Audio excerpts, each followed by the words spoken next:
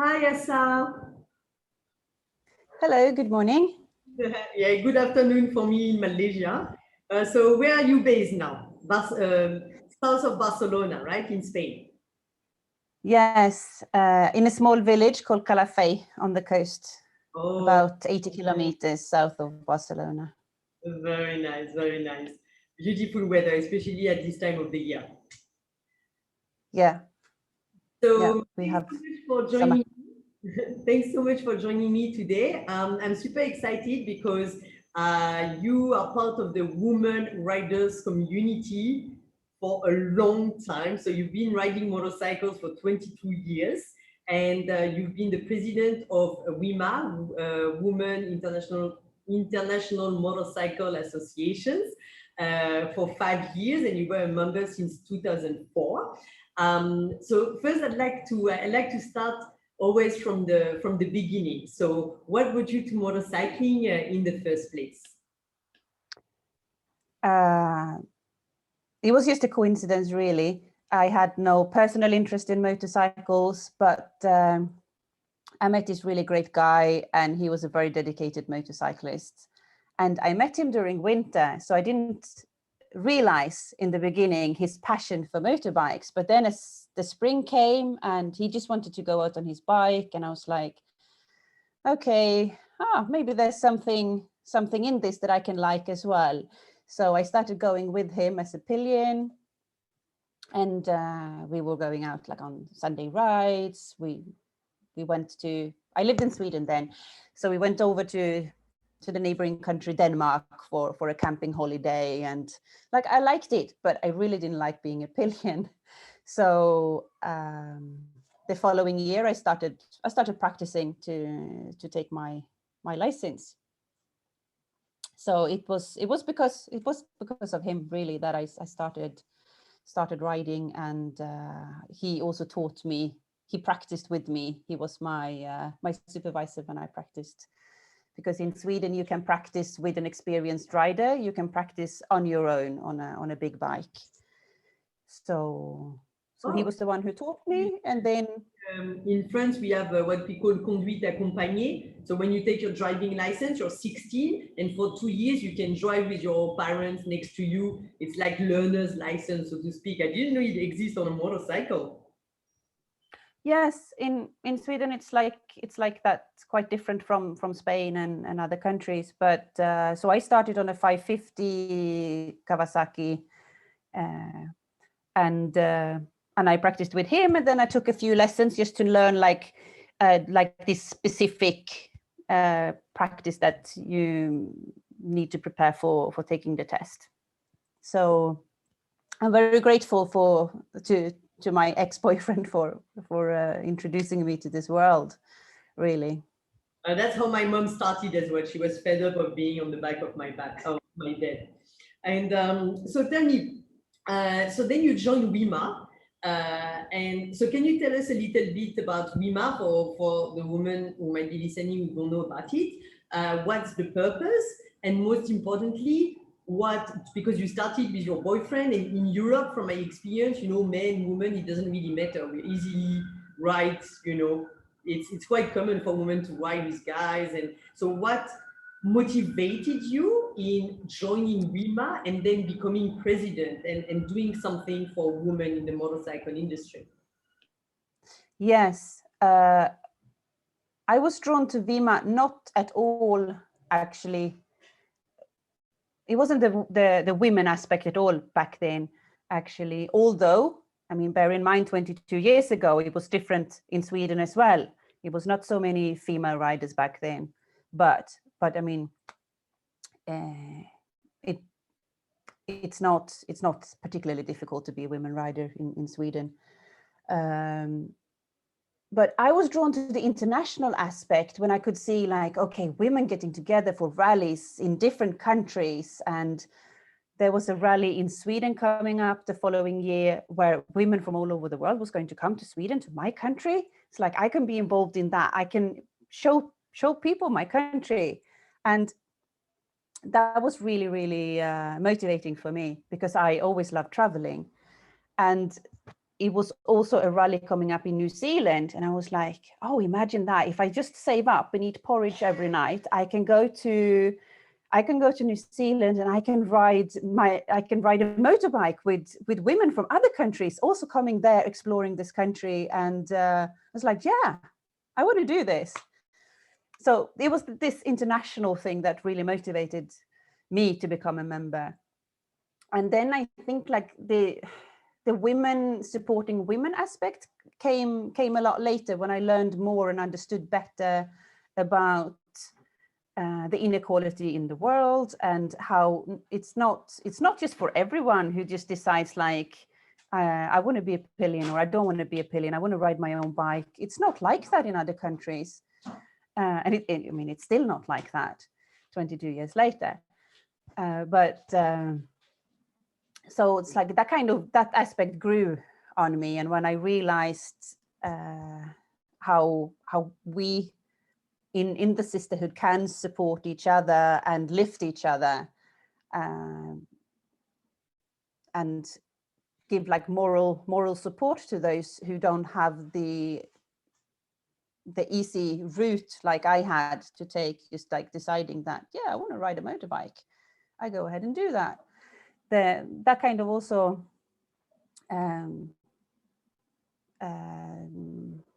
gave a different dimension. And that's also when I got more involved with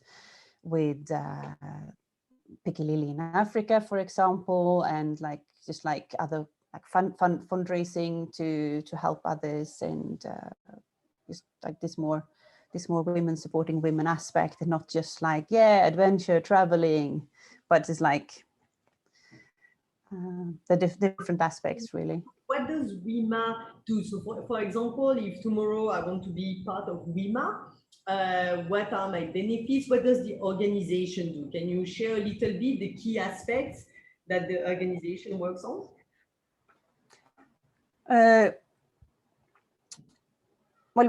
It works like that. So WIMA International is the umbrella, which brings all the national divisions together. So when I was involved in the board, I was first the international vice president and then the international president. So very much like looking at the overview of everything. But then all the national divisions, they run their own divisions, so they can all work differently. So for example, I can't tell you exactly how WIMA Malaysia works, or how WIMA France works. That will be up to their national presidents, their national board. So it's more what they decide. It's more an association, and then locally, the women who have a WIMA, who open a WIMA association locally. So I know that they usually organize events. So it's very events driven, and women riders meeting together. So these I know because I've seen WIMA Malaysia or WIMA Nepal. But are there any, I would say, common guidelines or things that when you open a WIMA chapter and when you have this emblem or logo, you need to follow? For example, organize one event at least once a month, or contribute to NGO, or contribute or do regular meetings with women from the association. Like, do you have any specific mandates? Oh, on that level, like we have the international constitution. So all national constitutions need to be aligned with the international constitution. But internationally, WIMA don't decide how many events you need to have in your country, or some divisions have events like basically every week. They do things all the time. Some just want to have it more loose, and they have a WhatsApp group perhaps, and it's like, okay, we decide when we want to do something, we do something, and that's also fine. But what's regulated in the constitution is that WIMA is for all women with interests in motorbikes. You cannot discriminate and say that we in our national WIMA, we only allow 600cc bikes and up. No, that is not permitted. And so it's like these really basic guidelines that WIMA is an organization for all women who have an interest in motorcycles. You cannot you cannot discriminate based on religion or race or age or anything like that. I think that is the most important thing. But when it comes, do you do any advocacy or fundraising, for example? well, national divisions do their own fundraising for their own local things if they want to, but we have been supporting Pikalili for many years, since they started. We must been part of fundraising to build the workshop that they have in Mwanza, and so we usually do some fundraising when we have our international rallies, when we meet, because we have a rally, at least one rally every year if it's not a pandemic, because then it's difficult. So last year we didn't have a rally for the first time since the 1940s or something. But normally we have a rally and then we do a little bit of fundraising. We also had like a different campaign where I ran a marathon together with the national president of WIMA Estonia. So we did that to raise money for Pikilily. So it can be different things, but usually we do something at a rally for everyone to be able to contribute. And so maybe you can explain a little, because I know what it is, but maybe you can explain briefly for the auditors what Pikilili is. Okay.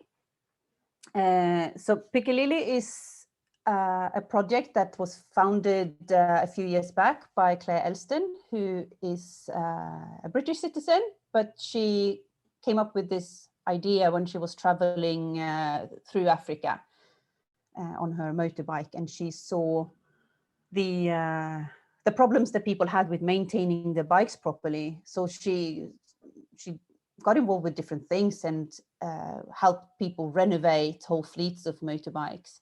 She's very crafty, this woman. She's amazing. And after her trip, she felt really strongly for this idea of contributing to road safety, traffic safety, and also she felt that she had something that she could contribute with. So she returned to Africa and to Mwanza in Tanzania, where she then set up this workshop for women. So the idea is that they employ women who don't have a job, they don't have a way to support themselves. So they get trained.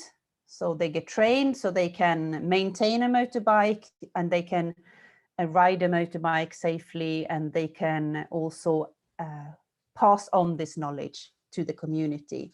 So for one thing, what they do now is that they work with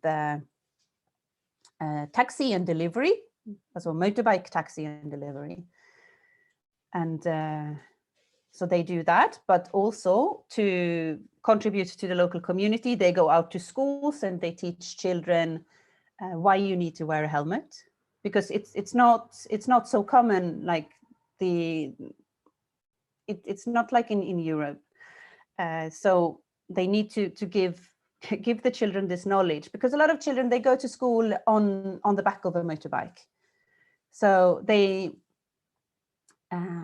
get then this information, like why they need to wear the helmet, that motivates them to wear it. The children are also taught how to see if a motorbike taxi is safe or not. So they can themselves like look at the tires, look at the chain. If it's like a really floppy chain, then no, I won't take that motorbike taxi. Because these are things that are quite frequent, because the motorbike taxi riders, the boda riders, they don't themselves have this knowledge to look after their bikes. So Pikalili has also given workshops for them, for the boda riders to look after and maintain their bikes better, because it is a problem that people, they ride their bikes until they fall apart. They don't maintain the bikes.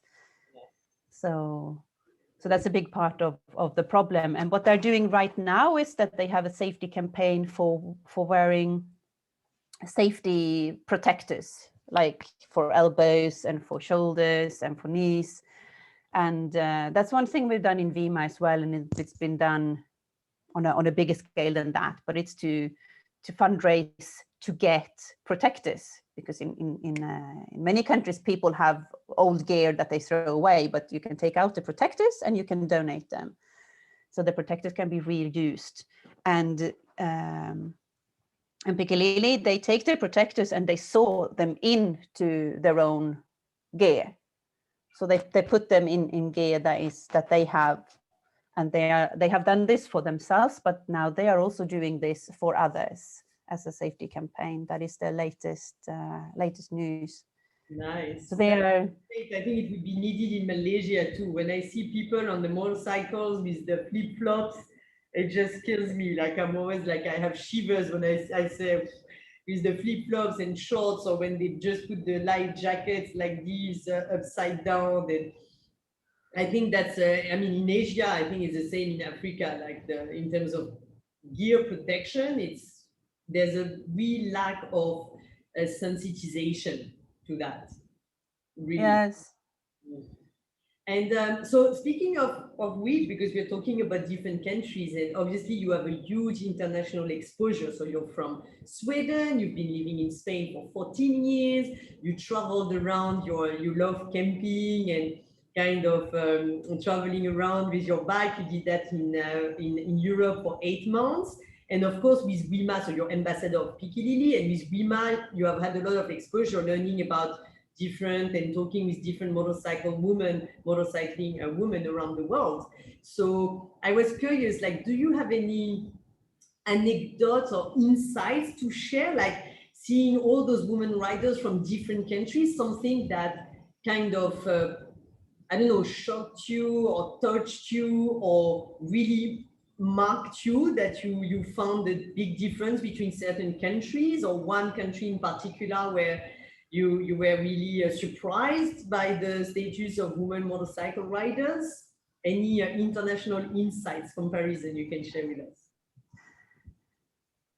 Well, I think just what came to my mind now is because in Sweden, so I'm very much brought up as a Swedish biker with the safety concerned and all that, but also Sweden is very peculiar when it comes to motorbikes. Like 600cc is a small bike in Sweden. It's really like a different mentality like that. And so this is also a long time ago. This is 2005 when I was in New Zealand for the rally. And I met their national president, the national president of WIMA New Zealand, and she was riding a scooter. And I was like, this is so weird. She's not even riding a motorbike. Really? Because in Sweden, a scooter is not a motorbike. New Zealand is amazing to ride big bikes. The roads are just, it's one of my favorite destinations, definitely. It's crazy. No, it was a big scooter, but it's just like in Sweden, the prejudice are so like, okay, scooters are scooters. If you're in a motorbike club, then you ride a motorbike. And I was just like, it kind of like opened my world a bit. And it's like, okay, in some countries, scooters are also motorbikes. And it can be like that. That was a bit of an eye opener, because later, like as the years move on, you kind of learn more things about how things are different in other countries. And I mean, we have countries who are members in WIMA where everyone rides a scooter, and they are small scooters because that's what you ride in that country, because it's part of that riding culture. And it's just like, in some country, I learned myself not long ago through my interviews, I mean, through that in Bangladesh. So I interviewed Mélusine, a French woman traveler who's been traveling to Bangladesh and Pakistan, and she really loved Bangladesh. We talked about this country. And yeah, I learned that you cannot ride more than 150cc bikes. They only have small bikes. They don't have big. It doesn't exist in the country. It's not allowed.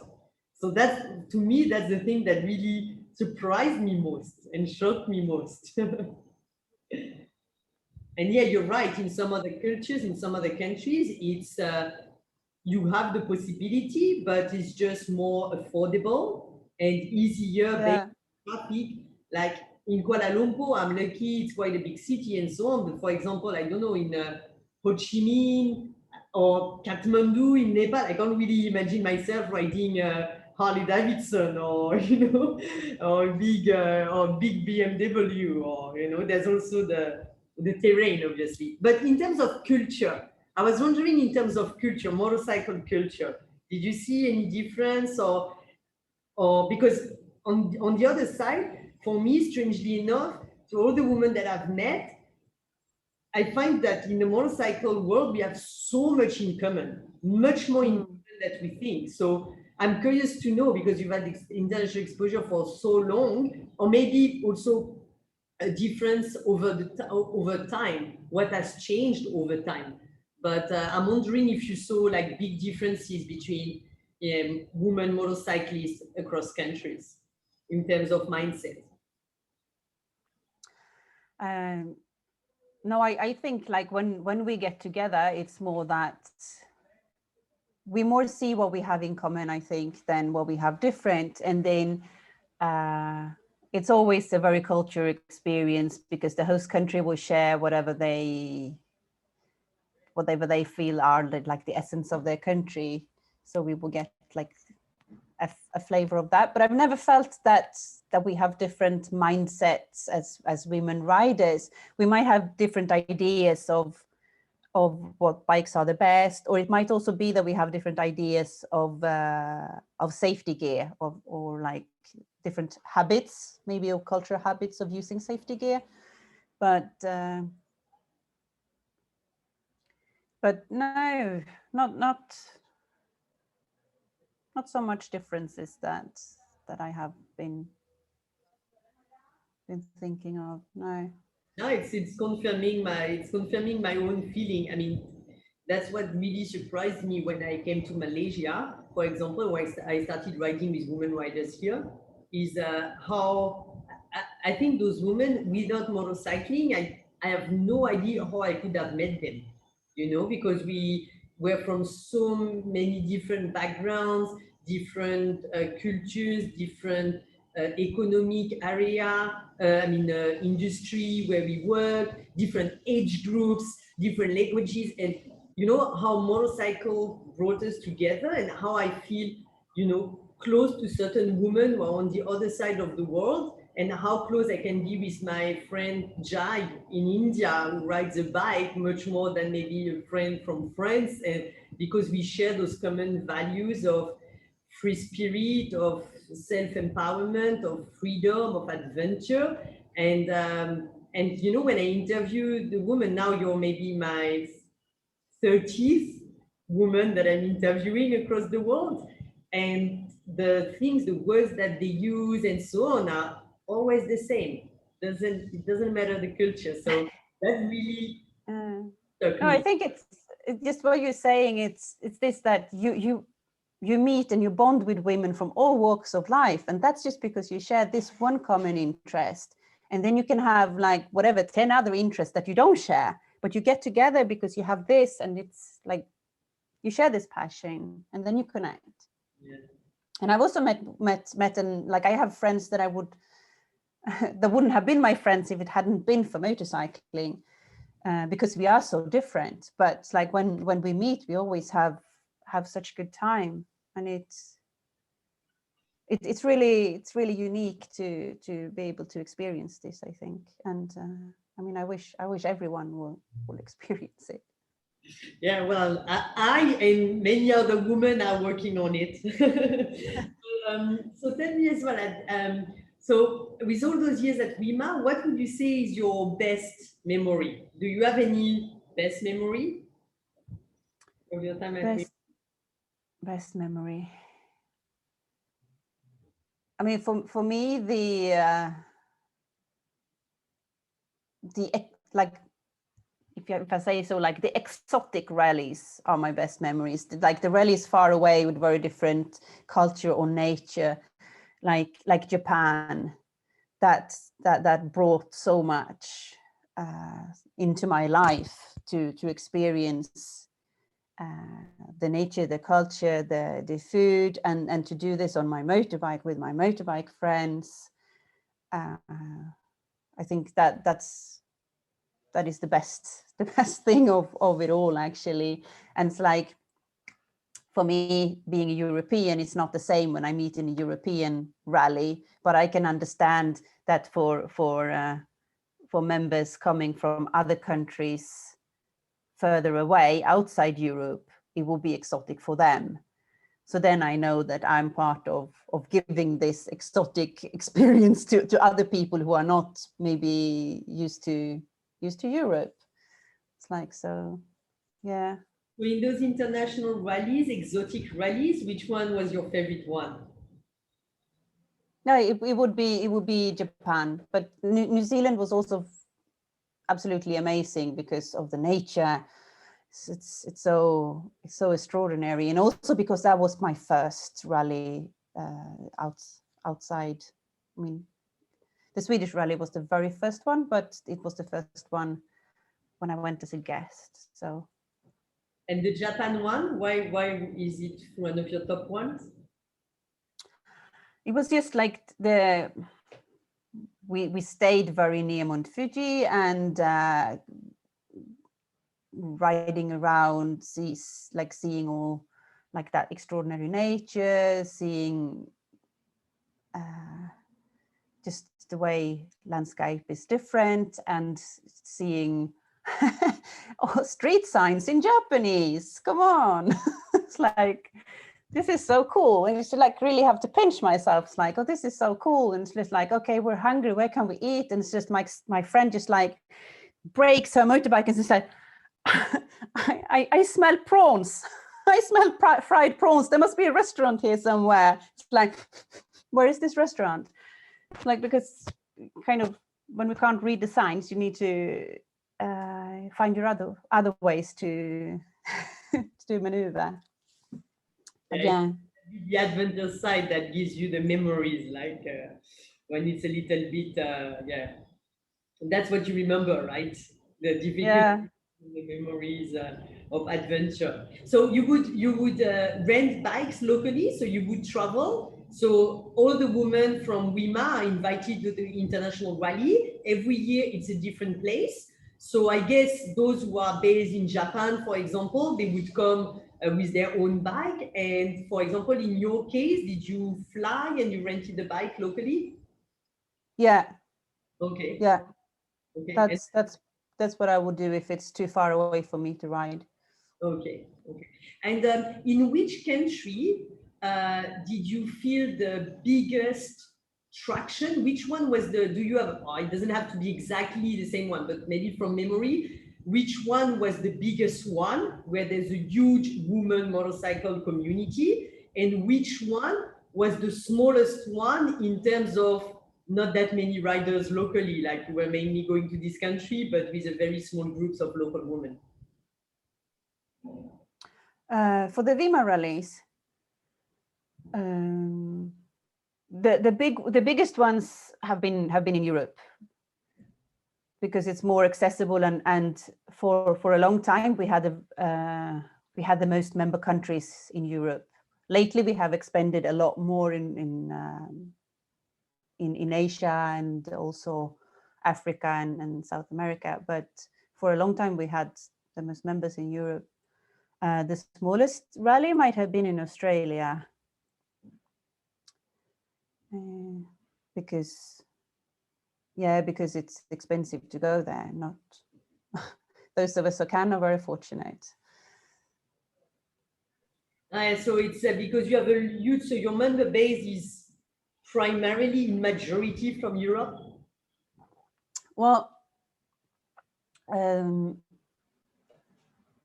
it was for many years, I can't say now because I'm not familiar with the very recent new numbers, but we have divisions in most of the countries in Europe. But it was something that when I was the international president, I worked really hard to get knowledge of WIMA out into the world and to get in contact with women who would want to set up a division in their country. So that's when we established more divisions outside. So we have a stronger presence in Asia now than before.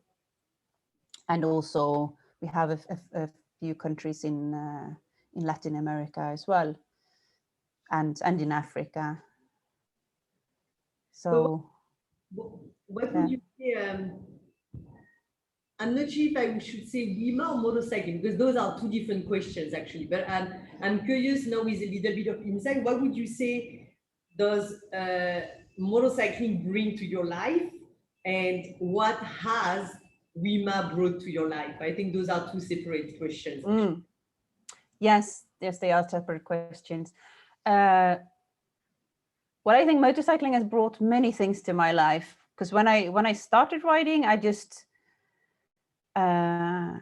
wanted to ride my bike all the time, and it's like I didn't have any friends who wanted to ride their bikes as much as I wanted to, and that has changed. I don't ride my bike particularly often now. I don't really like going on Sunday group rides, and it's just like, nah, it's not so interesting. I like to take my bike out to explore. And that can be explore here where I live now, to go and see like something, or explore like go to a nature area, or like I might have found like an interesting road that I was like, I want to go and see what's there. So it can be like local exploring, but also just like, I love packing my bike with my camping gear and head out and stay out. I think it's like this, just like riding around in a loop on a Sunday isn't so exciting anymore. It's the traveling and exploring that I really appreciate.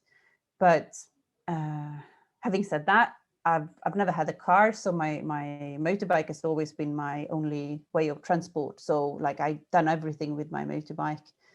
I move house with my motorbike. I go to work with my motorbike. So I do get good use out of it when I'm not traveling as well.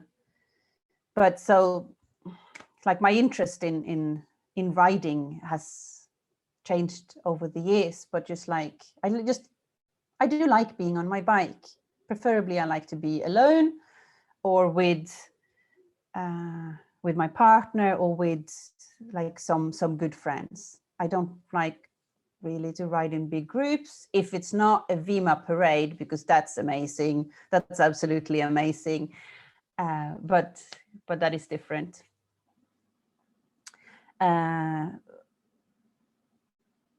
So it's like, I think that like being a motorcyclist is the really defines me.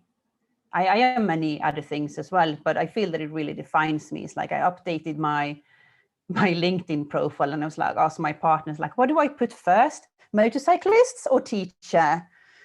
So yeah, it's who I am. But for WIMA, I think it's just this international friendship. So I have more friends internationally than I have locally, because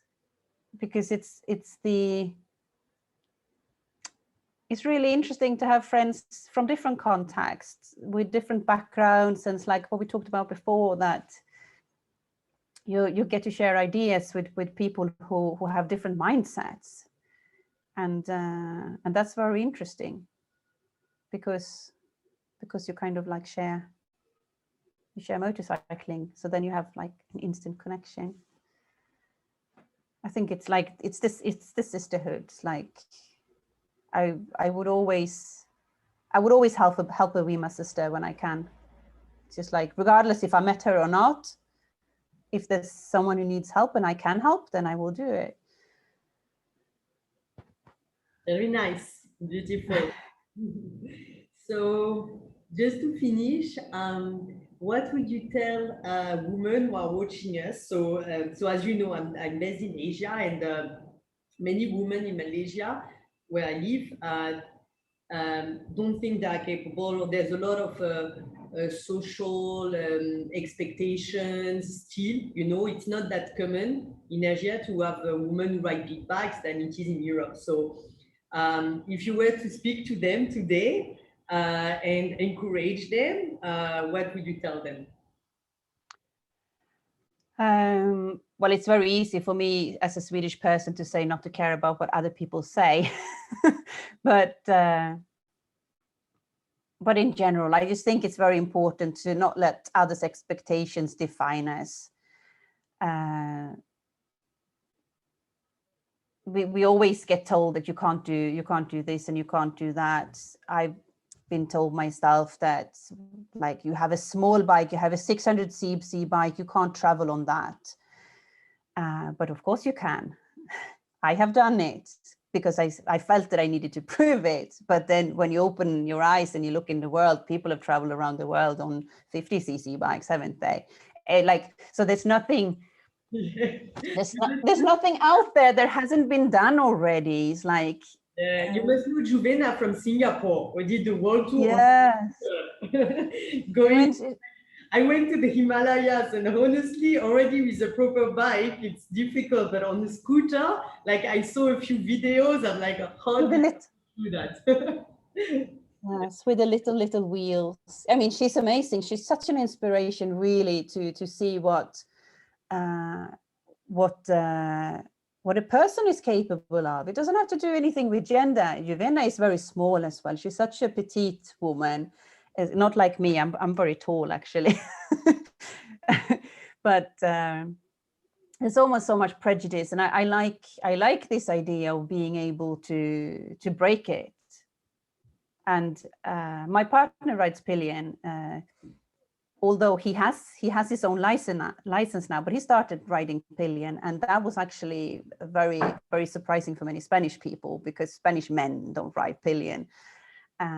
So people could get a bit shocked when we walked up to the bike, took on our helmets, and then I was the one getting on the bike to ride it, and he climbed up in the back.